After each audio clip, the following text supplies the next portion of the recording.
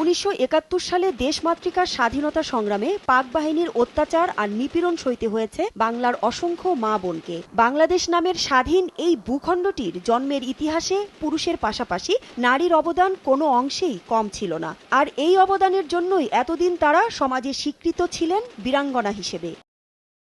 কিন্তু এখন থেকে এই বীর নারীরা দেশের স্বাধীনতা সংগ্রামে অবদানের জন্য মুক্তিযোদ্ধার স্বীকৃতি পেলেন।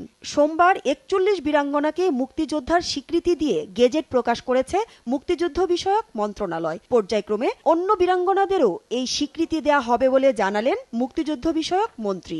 আমরা জাদুঘরে যাদের নাম পেয়েছি, অথেন্টিক যেগুলো সেগুলো করেছি। উপজেলা পর্যায়ে প্রথম শ্রেণীর যারা কর্মকর্তা, যারা নারী মহিলা, ওনারা মহিলাদের সাথে কথা করে রিপোর্ট দিবেন।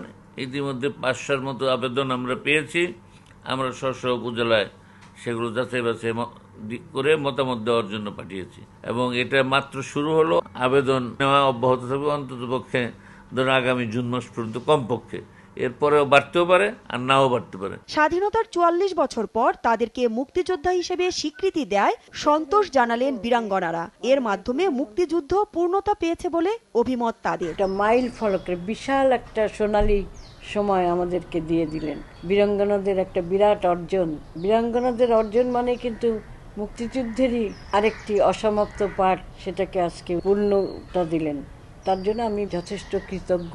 গত বছরের 10 অক্টোবর বীরাঙ্গনাদের মুক্তিযোদ্ধা হিসেবে স্বীকৃতি দেওয়ার সিদ্ধান্ত নেয় জাতীয় মুক্তিযোদ্ধা কাউন্সিল। এরপর চলতি বছরের 29 জানুয়ারি জাতীয় সংসদে ওই প্রস্তাব পাশ হয়। মৌসুমী ইসলাম, সময় সংবাদ, ঢাকা।